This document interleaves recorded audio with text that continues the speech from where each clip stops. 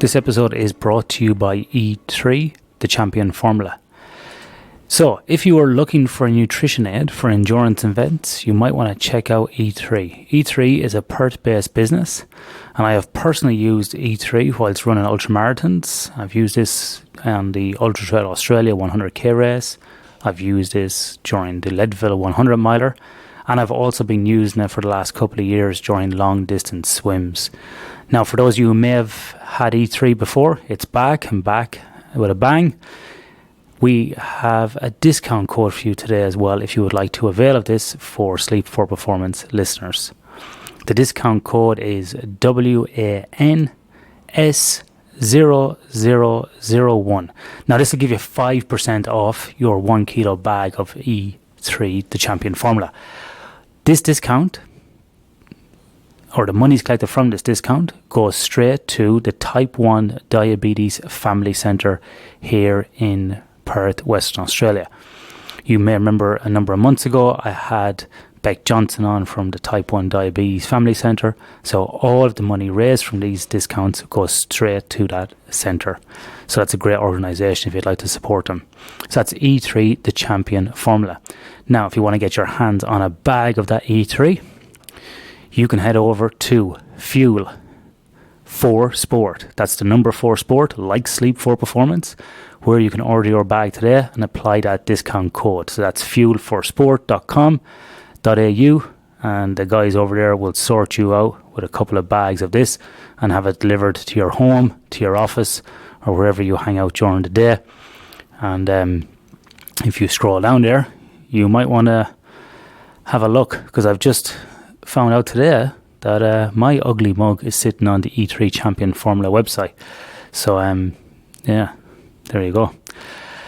So check out E3 Champion Formula and apply that discount code. That's WANS0001 and get your 5% off your 1 kilo bag today. Exercise and diet are well established in society as 2 pillars for optimizing our health. However, both are supported by a foundation that is often forgotten, yet even more integral to our health, namely sleep. The Sleep Recovery Specialist course is an innovative online education experience that provides an in-depth knowledge base, important sleep assessment tools, and a wide range of effective strategies for supporting clients to improve their sleep habits and behaviors. Improve your sense of happiness and well-being, daily energy and alertness, recovery from physical training, reduce risk of obesity and diabetes, and reduce your appetite and sweet cravings. Achieve all of this and more. For further information and to enroll online, please visit www.nordicfitnesseducationblog.com. Welcome back to Sleep for Performance Radio. In this episode of Sleep for Performance Radio, I talked to my good friend Michael Grandner, PhD, MTR, CBSM, FAASM. There is more letters after Michael's name than there is in the alphabet, which means he's probably well qualified to talk about the area we're talking about today, which is around sleep and mental health and performance in elite athletes. Now, Michael is a great guy. Interesting story here with Michael. I met Michael on Twitter a number of years ago. So Twitter can be used for good. It's not always a cesspit of crazy comments. You can actually find some interesting people on Twitter. And as I say, and we discussed this in the episode, choose your own adventure in Twitter, and you can meet some really knowledgeable and nice people on there. So Dr. Michael Grandner is the Director of Sleep and Health Research Program, and he's an Assistant Professor in the Department of Psychiatry at the University of Arizona College of Medicine in Tucson, and that's in the USA. And if you guys that have watched An Officer and Gentleman, you might have a few quotes there coming to mind. He is board certified in behavioural sleep medicine. His research interests and projects include working with the National Heart, Lung and Blood Institute, the National Institute for Environmental Health Science, and one study focusing on sleep patterns and how they relate to cardiometabolic disease risk and neurocognitive function. Now, where myself and Michael have kind of overlapped or met is in the area of sleep and performance and in mental health as well. Michael has been doing some work recently with the Olympic Committee on mental health, and some of his other research outside of athletes has been looking at the potential of sleep health for suicide prevention. Myself and Michael recently spoke at the World Sleep Conference in Vancouver back in early September of this year, where Michael kindly invited me to speak as part of a symposium where we were focused on sleep and athletic performance. And it was a really interesting symposium, and we speak about that in the episode as well. Okay, so check out the show notes if you want to get in contact with Michael Grandner. This is a really interesting episode, Sleep, Mental Health and Athletes. I hope you enjoy it. As always, if you would like to give us some feedback, hit us up on sleepforperformance.com.au. Email me, Ian Dunican, at sleepforperformance.com.au. And if you would like, or if you have the time, please head over to iTunes and give us a review, good, bad or ugly. And obviously if it's bad, let us know what we're doing wrong so we can try to improve it. Okay, into the episode. Welcome back to Sleep for Performance Radio. Today I am joined by Associate Professor Michael Grandner. Michael, welcome to the podcast. Thanks for having me. Great to have you on. So, Michael, we met a few weeks ago for the first time in Vancouver, Canada, although it was quite brief. You were quite a busy man in demand. First time in person. First time in person, yeah. We've been Twitter, what have I been saying recently to a few people? We're Twitter alumni. Now, I want to make a statement here on Twitter. A lot of people say that Twitter is bad and it's a cesspit. What I said to people is choose your own adventure on Twitter. If you don't like somebody, unfollow them. If they're annoying you, block them. Follow the people you like, interact with the people who are good, and just get on with it. And if you use Twitter for good, it can be a great tool. And this is where I met people like yourself, Michael, Mita Singh, Brendan Duffy, and more. And we all caught up in Vancouver, and it was absolutely brilliant. So Twitter can do some good in the world. Yeah. So, Michael, for the people who don't know you and weren't in Vancouver with me at the same time, can you give us a quick overview of who you are and where you're from originally before you went on your university days? Sure. So I'm a clinical psychologist by training. My interest is in sleep and health in the real world. So that's my interest. My research is focused on how sleep impacts health and functioning, particularly in real world settings in the population, and also what are the social, behavioral, and environmental determinants of sleep? How do we sleep in the real world? And then how can we use that information to help people sleep better? And part of that work has looked at going into communities. Part of it's been working with athletes. Part of it's been working with a lot of different types of groups. So right now I'm at the University of Arizona. I run the sleep and health research program here. I also run a behavioral sleep medicine clinic here where we see patients with sleep problems. So you're asking sort of where I'm from originally. So I'm originally from the Northeast U.S., originally from outside of New York. And that's they call it the city that never sleeps, and it's a very intense place. But I've lived in a bunch of different places, whether, I went to college in Rochester, New York, where they don't have sunlight for part of the year, apparently. Then apparently was done with the winter, so went to grad school in San Diego. And then went back to Pennsylvania, to Philadelphia for a postdoc and my first faculty position, and then came out here to Tucson, where I'm enjoying the sunshine. So you moved around quite a lot in the US. Did you ever have any desire to do an overseas appointment and come and see us here in places like Australia, or maybe even go to Europe? So I love visiting places. As you know from interactions online, I like people. I like interacting with people, and I like understanding more about how people live in the real world, and I love visiting different places and seeing how life is in different places and how people get on with themselves and culture and food and the environment. I don't know. I feel like the world is a very big place, but it's also a very small place where it's nice to have friends all over. Yeah. And it's nice to go home as well, I think, at the end of the day. It's nice to go away, but it's even nice to, it's great to go home. Especially when especially when it's like middle of November and we had a high of 80 degrees today and the sun is out. You know what? I'll take it. Yeah, that's so. As everybody knows, I'm based here in Perth, although being Irish originally. But currently, at the moment, my dad is here from Ireland. It's his first time here. Oh, It's like 31 degrees so in Celsius. I'm not sure what that is in Fahrenheit, probably up around the high 80s to 90, maybe more. And, he's here and it's quite hot, and it's not even summer yet. It's like the last month of spring. And he's like, oh my God, the heat. He goes, I love it, but well, it's killing especially me. coming from there. Oh, yeah. Yeah, especially going from there. So he's struggling at the moment with the heat, but he's absolutely loving it. And he was saying, why would you ever go home when it's like this the whole time? So right, similar to Arizona, we get pretty mild winters. So yeah.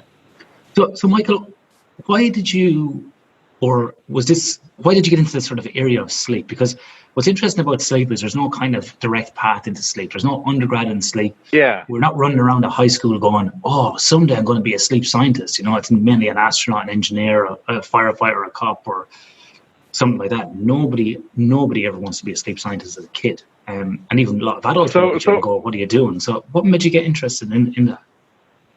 Yeah, funny enough, that was me. So when I was a kid, for some odd reason, I thought the most interesting thing in the world was dreams. And I thought, so when I was in high school, my high school job was working at the mall bookstore. And every time we got a book in that had something to do with sleep or dreams, I would always read it.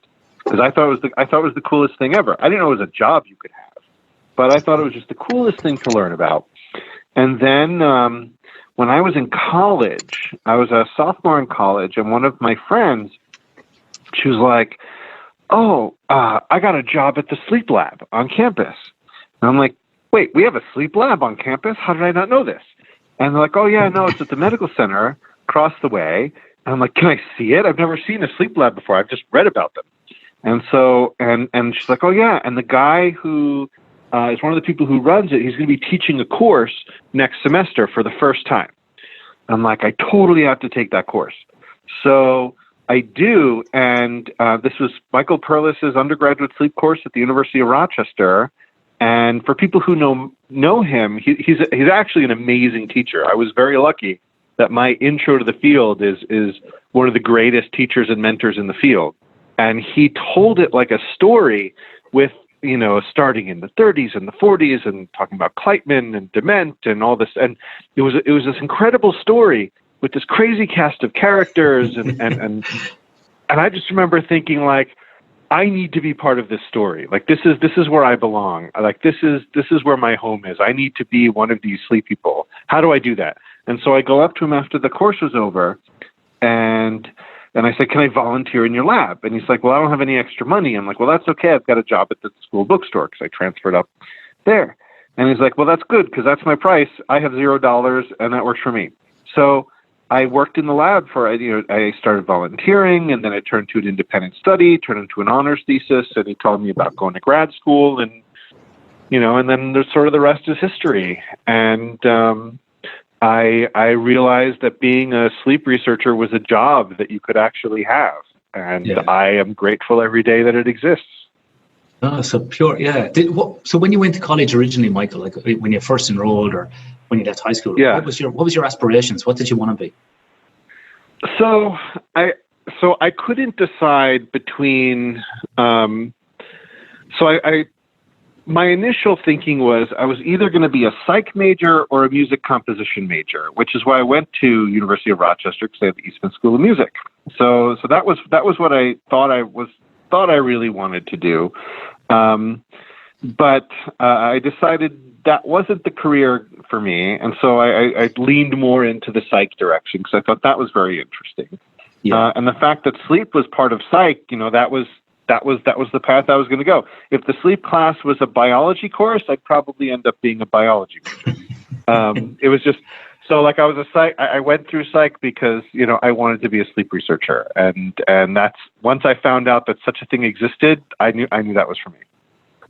You're probably the most probably driven person who knew they wanted to get into sleep from an early age compared to other people. Most people stumble into it by accident, So people say, like, why do you study sleep? And I say, because it's the coolest thing ever. I mean, it's the coolest thing to talk about. I mean, you walk down the street and everybody's got a story. The thing about sleep is it's one of the few things that's absolutely universal. It's a lot like food. It's very similar. Yeah. It's absolutely universal. Everyone has a story, and it's all about sort of where people live, and you get to talk about all these things. It's great. Yeah, you're right. Yeah, nobody's going to say, "Oh, yeah, sleep, that's interesting," but I don't do that. No, everybody has to do it at some stage, you know. Right. Even if they want to defy it for 2 weeks, it's eventually going to catch up with them by, either voluntary means or involuntary means. They're going to succumb to it. So, yeah, it's pretty interesting. Well, and you can make an impact where like diet and exercise, it's really important for health, but unlike diet and exercise, it's actually not that hard to change. And if you know what you're doing, you can actually make a real big impact in how someone's feeling and what their health is and how they're functioning through improving their sleep. And it's just really rewarding to see it. Yeah, and dramatic changes. Like, it's interesting. I often have these moments, Michael, and I think everybody has these. You're very busy with work, busy with doing a podcast or blogs or writing stuff and doing research and doing different projects, and it's all really interesting, but sometimes you get really overwhelmed and busy and you think, God, I should cut out something that maybe, isn't bringing me in money or is not adding value.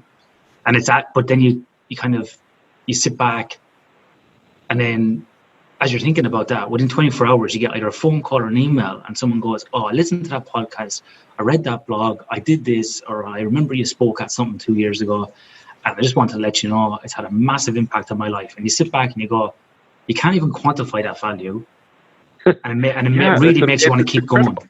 Yeah. Yeah. And it could be the simplest of things, like, blocking out light, or using a fan, or, not watching TV before bed, or using a wind down kind of routine or ritual. It could be the simplest of things and has a massive amount of impact on somebody who could have been struggling with sleep issues for 20 years. And I've had a lot of patients really frustrated with all of their other health providers that they saw before me. And they're like, "It was that easy? Why didn't I do this 10 years ago?" And I'm like, "Well, you're here now." Yeah, you're here for a reason. So Michael, recently at World Sleep, which was a great big conference of over 3,000 sleep geeks all getting together to talk about sleep, which many people were like, "There's over 3,000 of you?" That was the most common thing I got asked or said to me when I got home. So 3,000 people still sleep in the world? I thought it was like 20. But yeah, 3,000 of us got together, and there's lots more in Vancouver. And you kindly, Michael, invited me to stick at a symposium that you were putting together on athletes and sleep. But you kicked off that symposium with a very interesting presentation that was slightly kind of off topic for what everybody was talking about, but very relevant. Right. And with a glue that would put a lot of it together. Which was about just to interject, slightly off topic from what everyone else is talking about, but still relevant, I think describes my career very well. I didn't know whether I was insulting you there or giving you kudos. So you spoke, Michael, about your work with the Olympic Committee and the issue around mental health. And obviously we know from the general sort of population work that the link between sleep, mental health and physical activity is well defined, but probably not well, I wouldn't say anyway, it's been well researched or implemented. But this is an area that you've been working on. Do you mind just giving us a quick overview of this work that you've been involved in with the Olympic Committee? Sure. So the background of this is that we've known for a long time that sleep is related to mental health outside of the athletic population. For example, sleep and depression are intimately connected, where insomnia in particular is probably the best predictor of depressed mood. Not only is insomnia associated with every single symptom of depression independently, it's also associated with the development of depression over time and the recurrence of depression over time. We also know that sleep is highly related to anxiety. I mean, everyone knows that a lot of times when you're really stressed out, you can't sleep. Well, when things become a pattern, actually lack of sleep causes worse stress and anxiety and coping problems during the day, which can lead to worse sleep at night. It can be cyclical. Sleep is also a part of pretty much every mental health diagnosis. Pretty much everyone carries a sleep disturbance in there. One that's in particular, of particular interest to me is suicide risk. So suicide is a major public health problem. It's actually growing in severity around the world in terms of the risk of suicide. In the United States, it is actually the second leading cause of death in every age group between 10 and 34. It's high in other age groups as well. The gender gap is narrowing. This is a problem. And there have been dozens of studies now showing that sleep disturbances, whether it's shorter sleep duration, insomnia, and nightmares in particular also, are associated with increased suicide risk. So if you pool sleep problems and suicide risk, people with sleep problems are about 3 times as likely to think about suicide as people who don't. They're also about 3 times as likely to attempt and about 3 times as likely to actually die by suicide compared to people who don't have sleep problems. There are possible reasons for this, one of them being that not only the connections with depression, but also the fact that when you're not sleeping well, you don't think clearly, you don't think well, you don't see things in perspective. I mean, a lot of people have this experience of being awake in the middle of the night, and people don't think clearly. You're usually freaked out about something or worried about something and blowing things out of proportion. And so there's lots of pathways that might be leading here. So this issue of sleep and mental health is something that's of great interest to me because I think it plays a role in society, and it's something where we could really make an impact. Now, with athletes, this is a problem where a couple of things. Not only do we know that athletes in general are set up for poor sleep, and you've had lots of people talking about that, but also athletes are at a particular age often with increased risk for mental health problems. So most athletes, most elite athletes, are younger adults. And young adulthood is a prime age for development of depression, suicidality, and overwork and feeling overwhelmed. Like, this is something that happens in this life stage. And on top of that, you have athletes who are under extra pressure. So when you put extra pressure on someone who's already at an at-risk age group, who's already kind of not sleeping and has other things going on, it could be a recipe for disaster. And that led, so the work with the Olympic Committee actually started a few years earlier with work with the NCAA here in the U.S., where the NCAA had recognized, and I actually attribute this to Brian Hainline, the chief medical officer of the NCAA, who came in, and he very quickly recognized that mental health in collegiate student athletes in the U.S. was a major problem. And he put together a task force that he led, and that did all kinds of great work. And because of some of the work that I'd been doing in mental health, I wasn't involved in work with athletes before that, but it was somebody who came up to me at the sleep meeting, asked me a bunch of questions about sleep and mental health, and like, wow, you could talk about pretty much any dimension of sleep and mental health. I'm like, well, because this is something that's interesting to me. Can you talk about sleep apnea? Can you talk about insomnia? And so like, oh, I got this person you need to talk to. So I talked to somebody who eventually talked to this person at the NCAA, and they said, you know what, I think we need sleep on this panel. Someone representing sleep needs to be part of this conversation. So that's where I started with that. And so sleep got included in the mental health best practices that NCAA put out and the handbook that they put out called Mind, Body, and Sport. And so it became part of that conversation. And when the International Olympic Committee was putting together their first consensus meeting on mental health, I mean, they put together consensus statements about lots of different things, but never mental health before. But the conversation has been changing with athletes, partially because of what the NCAA was doing, but around the world, athletes are being more open about mental health issues. Olympians are coming forward with struggles with depression and some of these other stresses. And the IOC wanted to take this issue seriously and use it as a way to promote health and well-being in athletes. And it just so happens that one of the people that they tapped to help put this group together was Dr. Hainline from the NCAA, who had done this for them. And so he he reached out to me and said, hey, I think sleep is an important part of the mental health conversation. We did some great work with NCAA. Can we do some of this with IOC as well? Yeah. And so that's how I got involved in it, was actually through Dr. Hainline.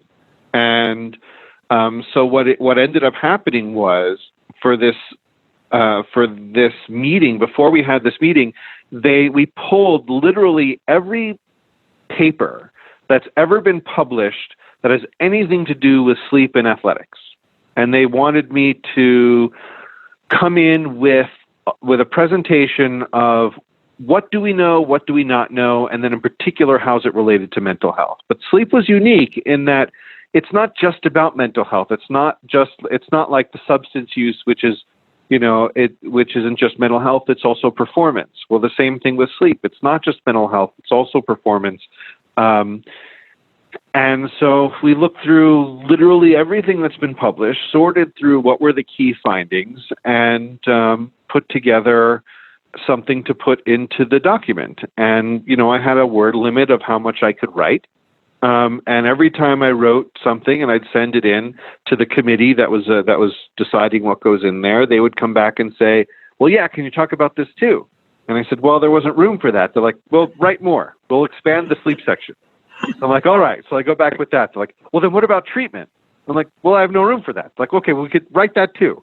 And so the sleep section grew from, a few hundred words to something that was a little bit longer that encompassed this idea of mental health and performance and sleep health, but also sleep disorders and treatments, but like taking treatment into consideration where some of the treatments, anything sedating might also be performance impairing. So like, what else can you do as an athlete without worrying about performance? What other options are there? So we got to talk about CPAP and got to mention CBTI for insomnia. It was actually a really great opportunity. And then we had a meeting where everyone who worked on all the different sections all sat in a room for a couple of days and we hammered this thing out. And then it finally got published. And I'm really proud of the final product, or at least my contribution to it, because sleep is at the table. It's there in the document. Even if it's not a sleep statement, the statement itself is taking an official position on the importance of sleep and for health and mental well-being. Because at the end of the day, athletes are people, and a lot of people are struggling with these mental health issues, and a lot of people look up to athletes for inspiration.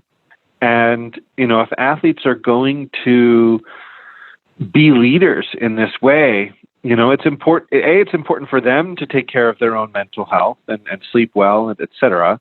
But also, if they're struggling, they should have resources, and they should be able to not just say, tough it out, actually recognize these are legitimate issues that are worth dealing with, that it's okay to deal with, and it's okay to be honest about. And so when we went to Vancouver, one of the things I presented was the story of how this happened, but then also what made it into the document, and just talking about how important sleep is, what the rates of sleep problems are, and what we can do about it. And hopefully this is something that gets distributed around and starts some conversations in parts of the world that maybe haven't been talking about sleep health. Well, it's interesting, Michael, because as you know, I kind of straddle a few worlds. One way, obviously, athletes and sleep and performance, but also I do a lot of work in the occupational health space with companies around consulting to establish programs, look at the relationships between different disciplines in the health space as well. And I've been involved in this either as a consultant or as a direct leader working inside companies where we've tried, probably not very well previously, and I'm going back a few years, where we've tried to establish or communicate the relationship between sleep, physical health, mental health, and diet and nutrition. This kind of, I suppose, holistic approach to an individual's health and well-being. And it's very hard to articulate the value proposition internally to a business or even to an individual, because people tend to look at it in an isolated form. And so when I was sitting into your presentation, I was obviously listening to the part about the athletes, but straight away I was thinking about the similar type of groups where this happens, mining, rail, oil and gas, military, where it's not been well done. And recently, and I've spoken about this and I've been critical of it, there was a code of practice in Western Australia here where I live, on mental health for people who work in mining but remote, who flew in, like to do this fly in, fly out, to go away for 2 weeks and come home for 2 weeks, or go away for a week and come home. And that code of practice, which was great, on one hand, I applaud them for doing it on mental health. But on the other hand, when you search that document, you cannot find the word sleep in it. So it's very much a standalone document, where when you were talking, what I could see was this holistic picture about all these contributing factors, that was affecting sleep. So I suppose, Michael, what was it that was there one or two people that were instrumental in that group that kind of got hooked on this and went, oh, wow, this is what should happen? Or was it just the more you told them, the more people realized the relationship was there, and hence why you were asked to write more into it? Or were you someone like me who just pushed your point too much? Or a bit of both? I think, well, in answer to the question, I think it just had to do with sleep is just one of those things where it's something that everyone can kind of agree on. And this sort of speaks to what you were saying before, in that if you want to send a health promotion message, sleep is a way to do it. But what if you don't care about health? You only care about productivity. Well, you want to send a productivity message? Sleep is a way to do it. You want to deal with things like organizational effectiveness? Sleep is a way to do it. You want to do it with employee morale? Sleep is a way to do it. So sleep, because it's so universal, it hits on all these different areas. Yeah. And so in this athletics context, one of the things that I've noticed is that people think about sleep in terms of sleep deprivation and physical performance. But then when you start digging in and you start showing them how deep this rabbit hole of sleep goes, and it's actually connected to everything, they see that it's connected to the things that they care about. No matter who it is, the thing that they care about is connected to sleep somehow, usually. And which makes it a kind of an easy sell with groups like this, because they realize how important it is and how it's one of these factors that links all of these important things together, and it's modifiable as opposed to other things that are just intellectual. And so what happened was, we can say, here are all these different topics we're talking about with mental health. Here's how sleep's related to every single one of them. And so I think that's where you get some buy-in, where you can actually see that it's whatever outcome it is you care about, sleep is probably relevant. Is sleep associated with change in those things? This is where we need more research to understand how to leverage this relationship. Knowing that the relationship is there is where we're starting, and it's probably there. And that's why I think that you maybe saw that in the presentation, because that's where I'm coming from, in that athletics, athletes are great to work with. And one of the reasons why I really enjoy working with athletes is because you can really make a difference in people who really need it and who can really benefit. But in my mind, athletes and sport, it's essentially, and people might yell at me for saying this, and this might be controversial, but in my mind, sport is essentially an occupational group. You talk about athletes like you talk about miners, like you talk about truck drivers. And there's different kinds that have different sorts of exposures.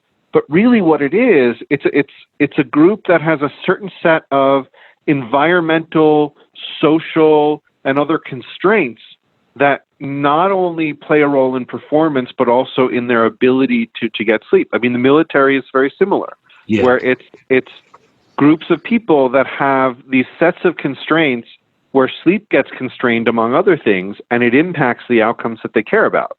And it can play a role in things like safety and injuries and health.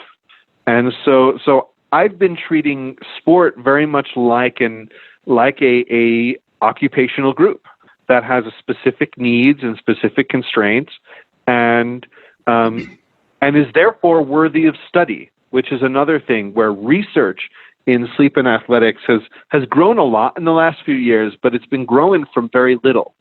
Because getting interest in doing research in sport has been very tough from the sleep community.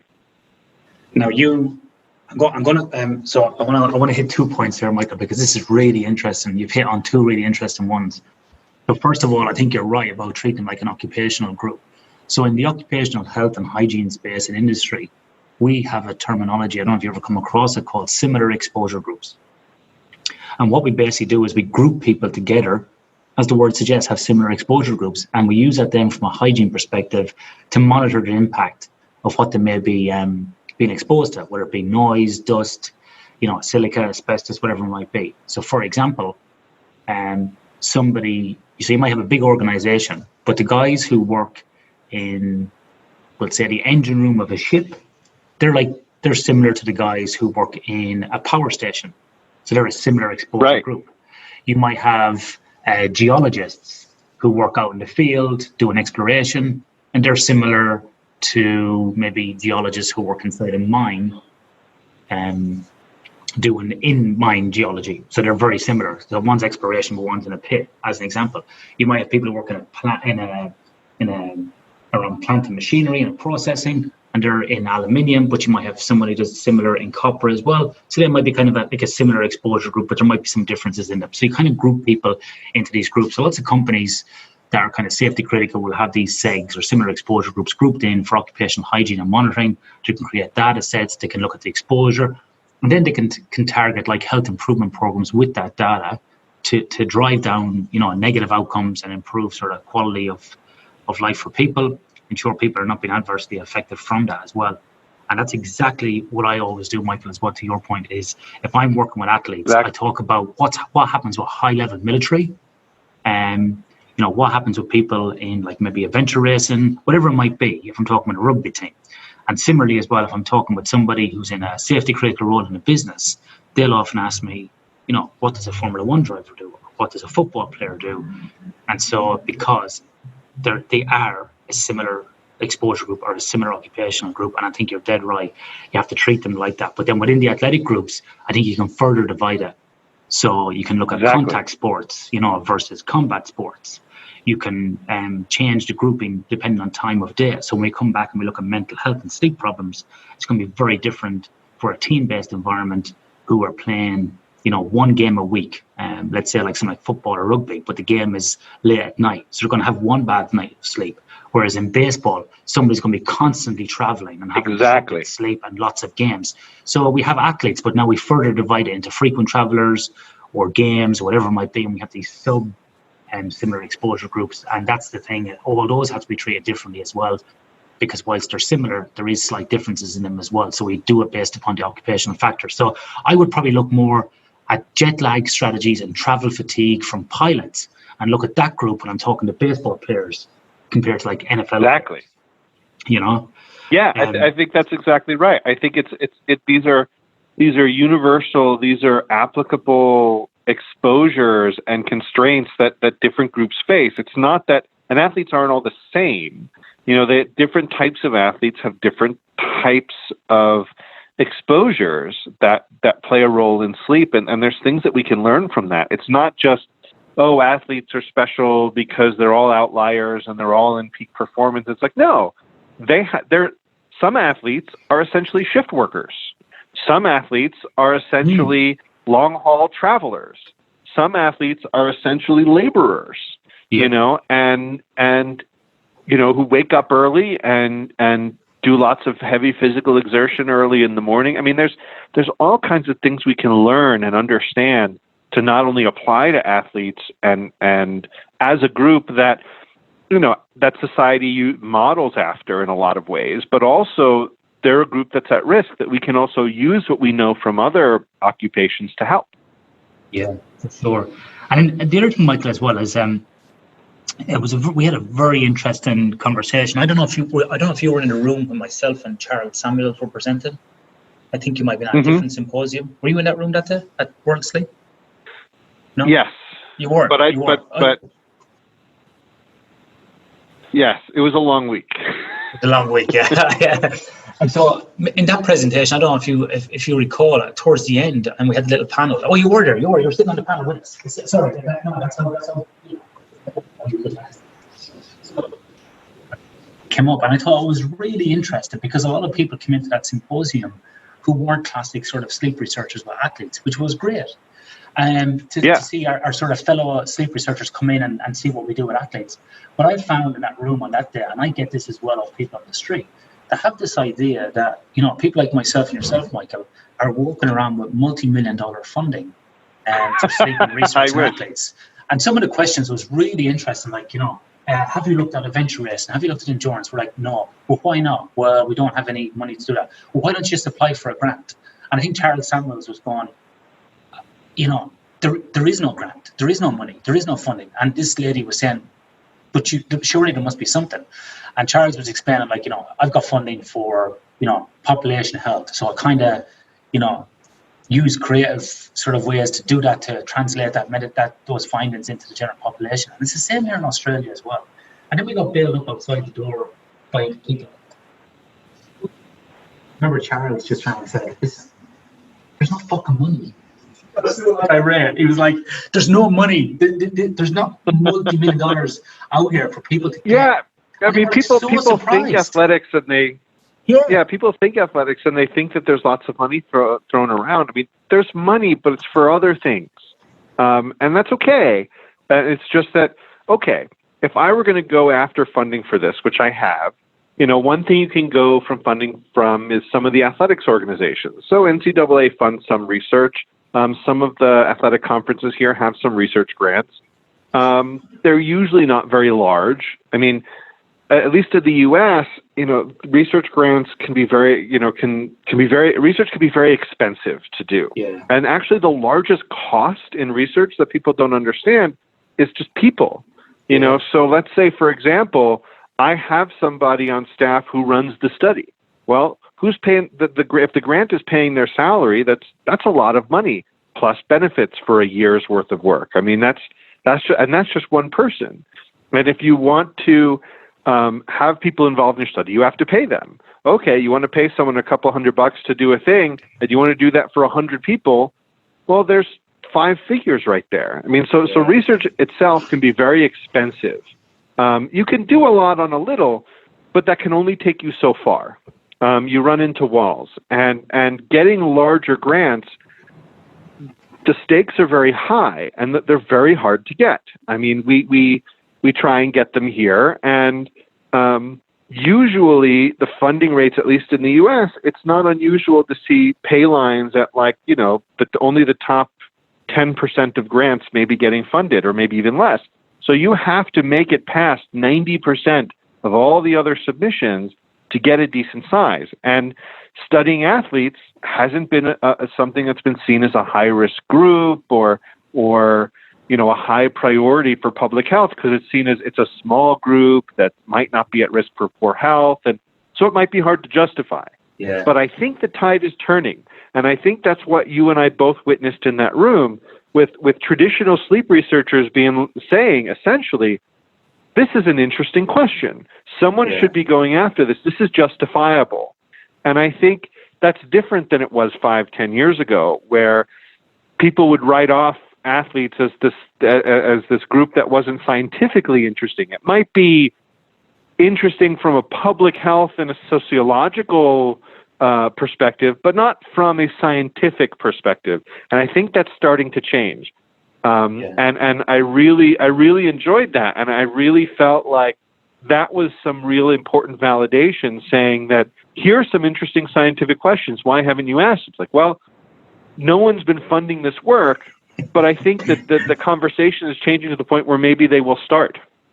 Yeah, I agree. And Michael, to that point as well, like for me personally, and I know other people like this, like I don't get paid for any research personally, and I'm not having a whinge about this or crying about this, but I have an adjunct position. It's voluntary, and any funding I do for studies I'm running a couple of studies at the moment. I'm either co-supervising PhD students, or I'm running a couple of studies with my business at the moment, and they're funded out of business. So if I have spare cash to the side and there's interest in projects, I do that.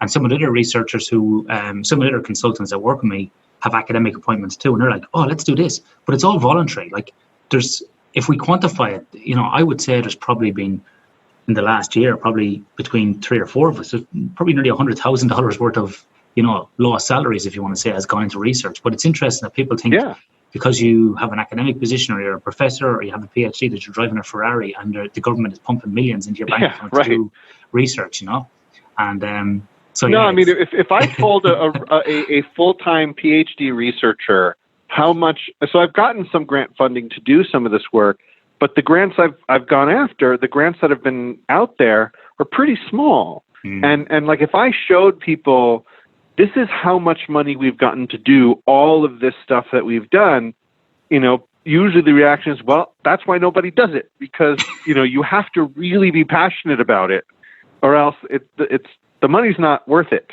So you have to be really passionate about this and really care to stretch these dollars as much as you can to be able to do it. And hopefully the tide will turn. But I'm not, the work with athletes that I'm doing isn't because it's actually a very highly fundable area. It's because, to be honest, the reason I'm doing this work with athletes, it's because this is a group not only can we actually learn from, that can apply to the general population. If I can get an athlete who's overscheduled and stressed out and has to perform at peak all the time, and they're not sleeping well, and they don't have any time to sleep, if I can get them to sleep more and show that their performance is improved, even though they're already at peak, I can take that out into the community, and there's millions of other people who can benefit from that.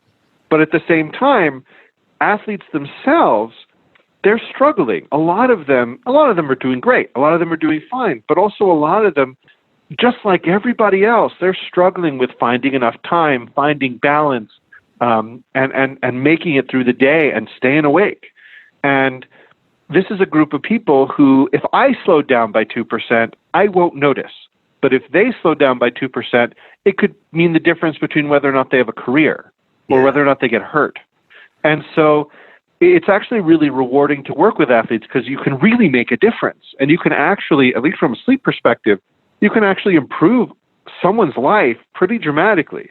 So not only is it scientifically interesting to me, it's also, I feel like I can actually make a difference where it matters with actual people.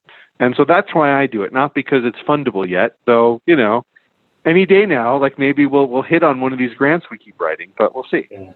Like I said to people as well, if I wanted to be rich, I would have went, studied medicine and been a plastic surgeon in a posh suburb. But anyway, so Mike, with the work with the mental health area, one of the questions, or one of the points I get thrown at me a lot in industrial settings is, I know what you're saying, that mental health issues might be more prevalent in military or mining or rail, but isn't that just the same as the general population statistics? Aren't we just saying 10% are the same as here? So it's not really a problem. So that's a statement I get. Was that the same in athletes, or was it based upon sort of data and research that was said no, it's actually quite higher? So there's relatively little work looking at the prevalence of mental health symptoms in athletes compared to non-athletes. Yeah.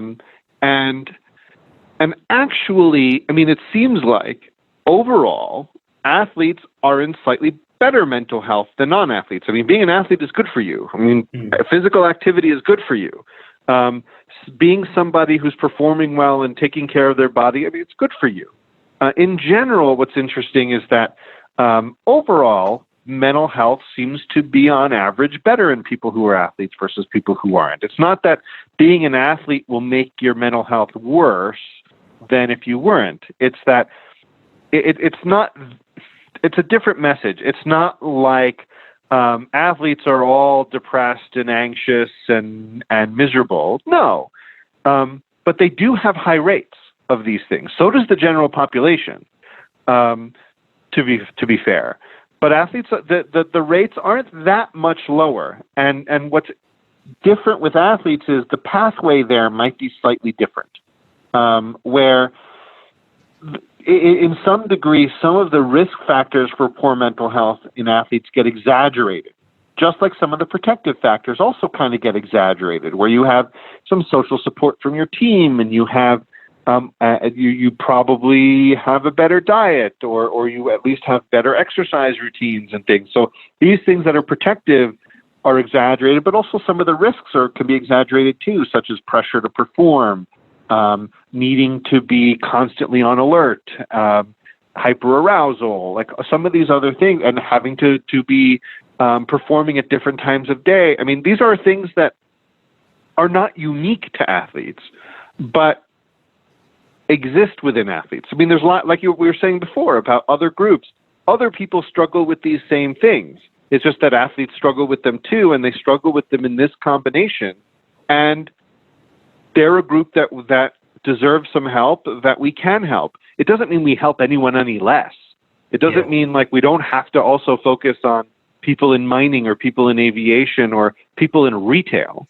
It just means they're people too, and they struggle too, and they struggle with some of the same things that everyone else struggles with in maybe a somewhat unique combination, but they struggle too. And actually, we presented some data at the sleep meeting last year when we looked at a national sample of collegiate student athletes in the U.S., because it was the largest sample we could find, of a total of about 100,000 college students with about 8,000 student athletes. And we presented this at the sleep meeting. What we found was, similarly to what other people found, the people who were athletes had slightly better mental health across every symptom, pretty much.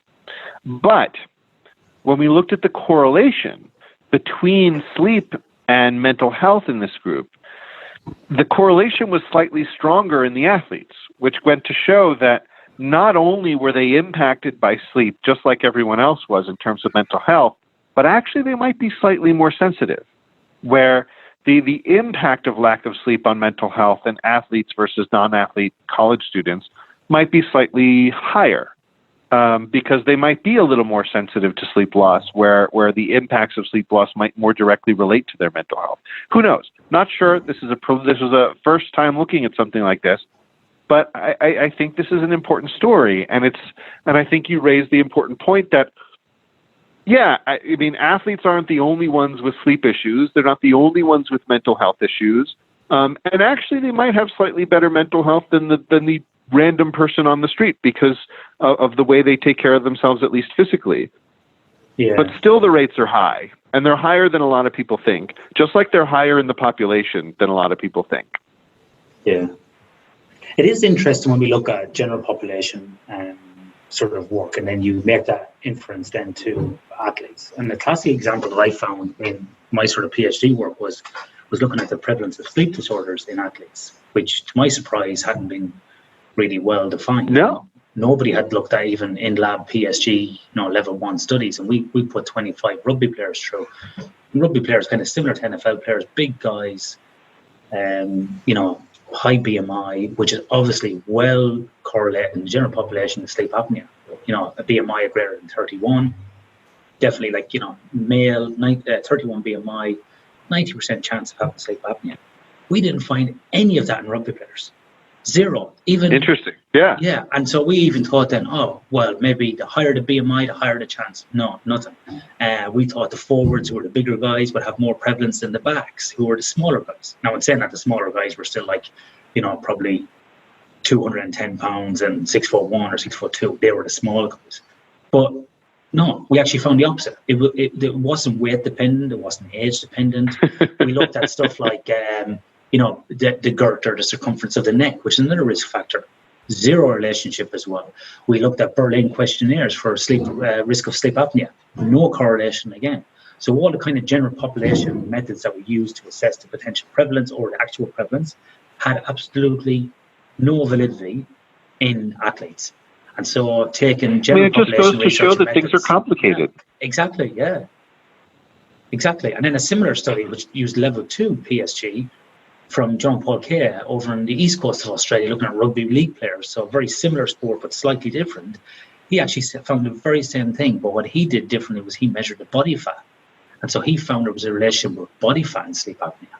So it's not so much the mass of your body, but it was the body fat and where you carried it. So he actually found that the body fat, around the stomach area, was basically, that was the biggest predictor of sleep apnea in an athlete.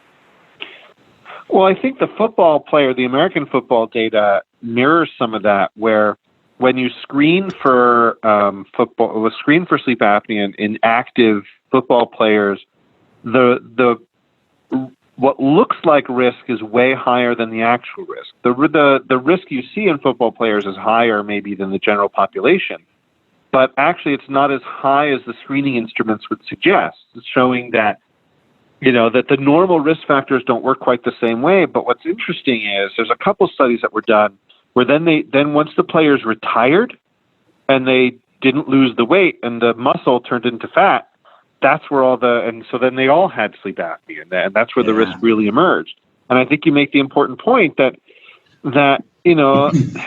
these things are complicated, and we can learn a lot about how risk works by studying athletes, irrespective of effects on athletics. But it also impacts what recommendations we make. Where with athletes, if we just look at sleep apnea risk based on BMI, well, that might work for truck drivers, but it probably doesn't work as well for rugby players or football players. Yeah. It's really interesting and nuanced. It's a fascinating field. Michael, I want to change tack here for the last part of our conversation today, because there's a paper that you had published this year that kind of interests me because, number one, industry keeps changing, and number two, I was in Vancouver, which has got lots of homelessness and drug use on the street. And then probably the final part is my reason to ask this is here in Perth in Western Australia, I've kind of seen an increase in homelessness on the street due to shelters closing down and so on. And you had a paper this year that you were part of called Employment Insecurity and Sleep Disturbance. So many people at the moment are talking about, there's lots of redundancies, there's change in the industry, whatever industry it might be. So professionals are constantly living with this kind of, threat of redundancy and not sleeping well and anxiety, and there might be kind of politics going on at work. Then you've got other people who may have lost their job and they're going to the street, and people like Russell Foster have looked at, mental health and sleep and homeless people, and there's been some work done in that. So it's quite an interesting area that people think, because you don't have a job or you're on the street, you're just lazy and sleeping and you're not actually contributing. So I'm kind of interested in this piece of work that you've done, and if you were able to shed some light on what you found with this paper. Sure. So first, I need to give credit to Terence Hill, who's a faculty member here at the U of A in sociology, who has an interest in sleep and sociology, and he actually did the work to get a hold of these data sets and ran the primary analyses. But basically what this were data from Europe, where they looked at, there was a survey in Europe called the European Working Conditions Survey. And this was data from about 25,000 people of working age in Europe from 31 countries. And one of the things that we looked at in the paper was, one of the things they asked was just general sleep problems. They didn't have a lot of detail about sleep, but they looked in general, reporting insomnia or general sleep difficulties in the last year. And basically what we showed was that the people who felt that their employment was insecure were much more likely to be reporting sleep problems, which, again, if you tell someone on the street that, look, if you're afraid of losing your job, you'll also lose sleep at night, everyone's going to say, we needed a study to prove that. And I'd say, well, yes, because we don't know anything until, there's lots of things that seem obvious that aren't, but it's not just about, does that effect exist? What was particularly interesting here, first of all, was quantifying how much of an impact is it.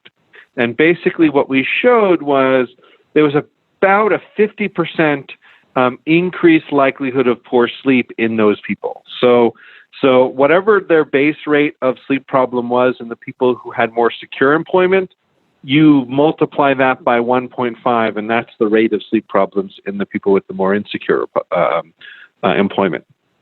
The other thing was that the universality of it was really interesting, where because we had 31 different countries, we were able to look to see, does this relationship exist at about this magnitude wherever in the world you are, because, or at least wherever in Europe you are, because all of these different countries have different economies. They have different relationships with employers and employees and different employment laws and different social safety nets. But what was interesting is pretty much every single country that was involved in this analysis showed the same relationship. So what this study did is it looked at data from a large survey called the European Working Conditions Survey that was done in about 2010, because that was the data that was available. And it came from data from 31 countries, representing about 25,000 people between the ages of 25 and 65 in Europe. And of all of these countries that were involved, they asked about difficulty sleeping, and they also asked about aspects of their employment. So, and what was interesting was, so this issue of employment insecurity was related to sleep difficulties. Now, it's not terribly interesting that employment insecurity was related to sleep difficulties. I think most people would guess that, if you're in a situation of insecure employment, then you're probably going to be losing sleep at night. That could be guessed. But quantifying that relationship was really important, where what we showed was that that for each unit increase in employment insecurity on this scale, it increased your likelihood of sleep problems by 47%, so about 50%. So what that means is that each level up you went, the likelihood that you would be having difficulty sleeping went up by 50% more than people who didn't. So the more employment insecurity, the more employment insecurity you were experiencing, the worse your sleep was, and it was a pretty large effect. The other thing that was particularly interesting about the study was that it included a large number of countries all over Europe. And these are countries that represent a really wide range of economies, employment situations, social safety nets, etc. All the sorts of things that you would think play a role in the relationship between sleep and employment. But what was really interesting was pretty much across the board, the relationship was remarkably consistent. It didn't matter whether you were in Finland or Sweden or the UK or Slovakia or Hungary or Ireland. Ireland was in here too. It didn't matter. The relationship was still consistent across pretty much every country. There were only a couple that weren't. But other than a couple of outliers, pretty much every single country in Europe had an association that was of relatively similar magnitude. When we're talking about sleep problems, Michael, are we talking more about people like, maybe types of insomnia, like waking up in the middle of the night, weight maintenance insomnia, not being able to go back to sleep, waking up too early? Or are we seeing more kind of clinical sleep disorders being manifested, such as sleep apnea or REM behavior disorder, more of these, or was it more kind of behavioral-based ones? Yeah, this was looking at more symptoms. So they were looking at issues like, do you have difficulty falling asleep? Do you wake up in the middle of the night? Things like that. So those were the sorts of questions that went into this. And so it wasn't necessarily sleep disorders, especially. So one of the things you see in these larger surveys is a trade-off between generalizability and precision, where you usually lack precision to what aspects of sleep really are being represented physiologically, and getting a swath of the population that actually tells you what the real world is doing. And mostly because of cost and effort and feasibility, it's hard to get. But you either get highly detailed information on a relatively small number of people, or you get vague information on a relatively large number of people. So so the way I see it is you can get a clear picture, but it's zoomed in really far, and it's hard to establish context, but you have clarity. As opposed to if you zoom out, the picture gets very fuzzy. It's true, it's still true, it's just less clear. And that's sort of the trade-off that you run into. Yeah. No, yeah. It goes back to our initial point about funding and so on and what you can do. I got that question actually at World Sleep on a poster was, oh, you only had 25 people do overnight PSG. That was quite low. I was like, actually, that's quite high. Show me a bigger study in rugby players with polysomnography. Seriously. That's exactly what I said to the guy, and he started laughing. Oh, I don't know. I said exactly. I said, and I had the same debate with him as well, and he kind of laughed and agreed with me. Yeah, you're right. The same thing. You can get thousands or hundreds of players to fill in surveys. So it depends which way you want to go. You can go broad and wide, which I think those studies are very important to kind of look at the order of magnitude of the problem and maybe direct some of the future research. So one study we did that actually blended objective measures with surveys was one of the studies we did here. It was, it wasn't thousands of people. It was about 200 people who were college athletes, where we gave them a sleep screening back at the start of the semester. And then we actually were able to go into all of their medical records for the subsequent year. And so the medical records were actually quite detailed in terms of every injury, every issue they had. And one of the things we were able to show, even with the screening instruments, it was a 1-item sleepiness measure and the 7-item insomnia severity index. The values on those predicted incident concussions over the subsequent year better than concussion history or what sport they played or gender or any of those other risk factors. And so that was a way where even a very broad-based screening was actually really useful in predicting risk. I mean, we need to replicate this because it will be interesting to see if this could actually be a really useful way to maybe see who's at risk of developing concussions more than just what we normally look at. But that's a way where you can use an even broad screening measure in combination with more precise data to get at a really important outcome. Excellent. So, Michael, for our listeners, that paper will be available in the show notes as well. That full paper is freely available, as is Michael has done on the mental health. And that was led by, I should mention that concussion paper was led by Adam Rakes, who is a postdoc here at the University of Arizona. And so he's the lead author on that. Yeah. But it was really interesting to see. Yeah, so we'll put those papers and mental health one elite athletes into the show notes as well, that people can freely access also. So, Michael, before we wrap up, what's next for you? You have this varied research background. What are you looking at now? What's the problems you're digging into? And what wild and wonderful research are you going to do in the next 6 months to a year?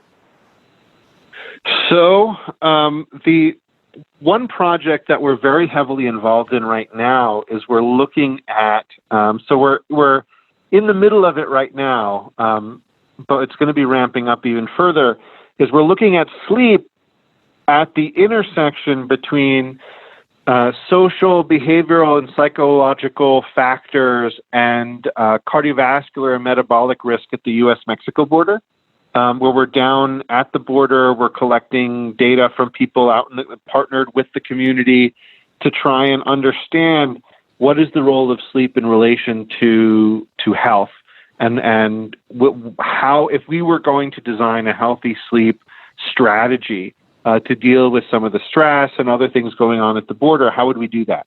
But right now we're looking at, what is the complex relationship of sleep duration and quality and sleep apnea with stress and health and all these things at the border. So that's one thing we're doing that I'm really interested in.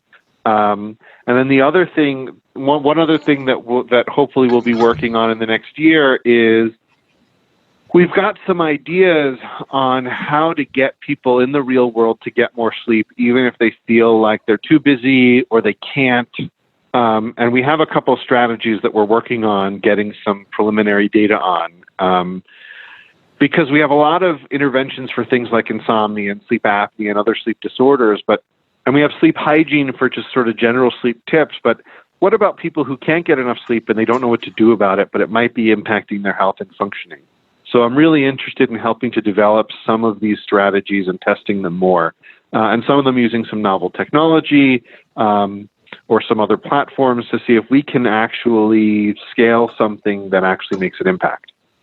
And what I like there, Mike, as well, about some of that research that we're undertaking is it's, like you said at the start, it's in these real life, real world examples, and it's sort of, whilst it might have a lot of contributing factors or lots of issues around it, it is very interesting, such as looking at, sleep around the border areas between Mexico and the US. These are fascinating questions that I love to hear.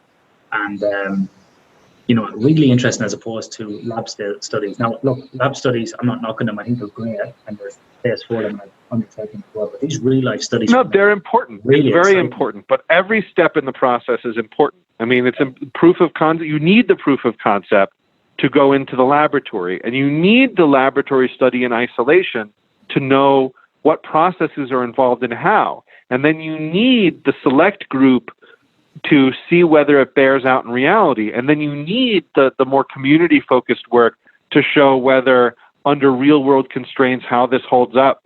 And then you need the population-level stuff. Like, all these steps in the process are all important. I would argue that none is more important than another one. It's just they have different roles to play. Michael, thank you so much for being on the podcast today. I really appreciate your time.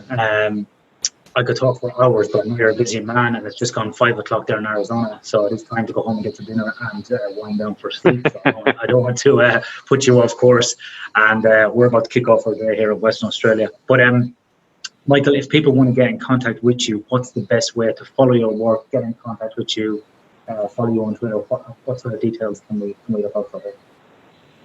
Yeah, I'm pretty easy to find online, michaelgrandner.com. Everything is there. You can follow me at Michael Grandner on Twitter. And if you just Google my name, I'm pretty easy to find, but I'm sure you can give people a link. I try and update stuff regularly and provide posts pretty often, keep people in the loop. That would be great. Yeah, and look, I would say to our listeners, if you are looking for someone to follow on Twitter to find out all the latest and greatest news of sleep and particularly the applied sleep world, follow Michael, because he's one of my sources. Me trawling through libraries or PubMed, I just follow Michael and he does the work for me. So use these resources to your advantage. So yeah, definitely. But we'll put some links in the show notes as well, so people can get in contact with Michael at Michael's personal website or to your position and your page with the University of Arizona there as well. So great. Thank you very much. That's great, Michael. Listen, thanks very much. Have a great evening. Really appreciate your time. All right. Thank you. So thank you to Michael for that episode. Really interesting conversation as always. Really appreciate him making the time to have a chat with me. So don't forget to check out the show notes there, where you can follow Michael or get in contact with him. As always, you can follow us at sleep4performance.com.au on the website there. Don't forget to sign up for your monthly newsletters, blogs and information. And we're going to have some interesting stuff coming out next year. We're going to start running some free webinars across the year as well. So if there is a topic that you would like us to look at for a webinar, please let us know. Okay, until next month, sleep well.